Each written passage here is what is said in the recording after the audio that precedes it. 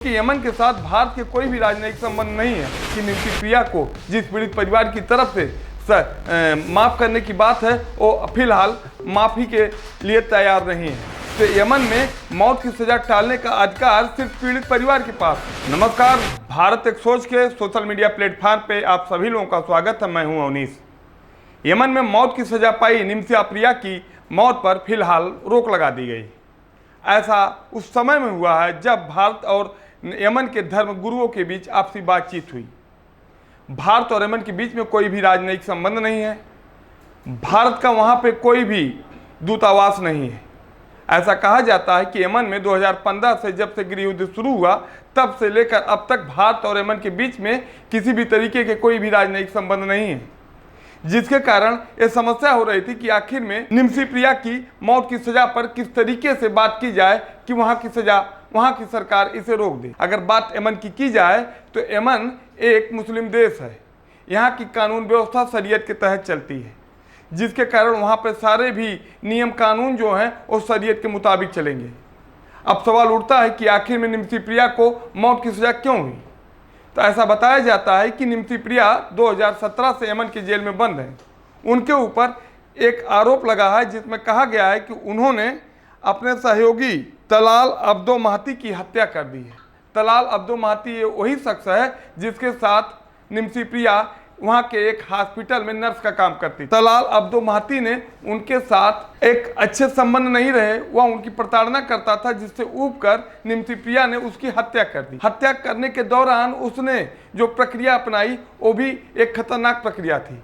ऐसा बताया जाता है कि वहाँ की अदालत के तहत उसके ऊपर जो आरोप लगा है हत्या का, उसमें कहा जा रहा है कि निम्फी प्रिया ने जब तलाल अब्दो महतो की हत्या की उस दौरान उसने उसे बेहोशी का इंजेक्शन दे दिया, जिसके बाद उसके शरीर के टुकड़े करके वह एक पानी के टैंक में डाल दी और उसके बाद वह वहां से भागना चाहती थी। इसी दौरान उसको गिरफ्तार कर लिया गया, जिसके बाद उस पर मुकदमा चलाया गया और मुकदमा में उसे मौत की सज़ा मिली। अब सवाल उठता है कि आखिर में उसकी सज़ा तो रुक गई है, लेकिन क्या कि उसकी मौत की सज़ा को टाल दी जाएगी? इसके लिए वहाँ पर क्या व्यवस्था है? अगर इसकी बात की जाए तो यमन में मौत की सज़ा टालने का अधिकार सिर्फ पीड़ित परिवार के पास है। अगर बात की जाए, अगर पीड़ित परिवार चाहे तो उसकी मौत की सज़ा रोक सकता है। उसमें एक नियम है ब्लड मनी का। अब सवाल उठता है कि आखिर में ब्लड मनी होता क्या है। तो ब्लड मनी के लिए हम एक संक्षिप्त विवरण देना चाहते हैं कि ब्लड मनी ये वही राशि होती है कि जिस पीड़ित परिवार के किसी व्यक्ति की हत्या हो जाए और उसमें जो वांछित व्यक्ति है जिसको उस आरोप में सजा दी जाए, अगर वह पीड़ित परिवार पैसा लेके उस व्यक्ति को माफ़ कर देता है तो उसी को ही ब्लड मनी कहते हैं। वैसे भारत की तरफ से और निम्फी प्रिया की माताजी की तरफ से इसके लिए पैसा जुटाया गया है। ऐसा बताया जा रहा है कि 10 करोड़ अमेरिकी डॉलर यानी कि 8 करोड़ 50 लाख रुपए भारत की तरफ से पीड़ित परिवार को देने की बात कही जा रही है। लेकिन फिलहाल ऐसी जानकारी मिली है कि निम्फी प्रिया को जिस पीड़ित परिवार की तरफ से माफ़ करने की बात है वो फिलहाल माफ़ी के लिए तैयार नहीं है।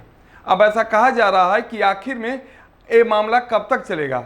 वैसे अगर हम बात करें तो यमन में 2015 से लगातार गृह युद्ध के संकट बादल छाए रहे, जिसके कारण ऐसी स्थिति बनी कि यमन में अभी तक भारत के साथ कोई भी राजनयिक संबंध नहीं है, जिसके कारण भारत की तरफ से उससे किसी भी तरीके की सकारात्मक बात नहीं हो पाई। वहीं भारत के सुप्रीम कोर्ट में भी इसे लेकर एक याचिका दायर की गई। भारत के अटॉर्नी जनरल की तरफ से कहा गया कि जिस तरीके से निम्फी प्रिया को मौत की सजा हुई है इसके लिए भारत प्रतिबद्ध है और किसी भी तरीके से उसकी मौत की सजा को रुकवाएगा।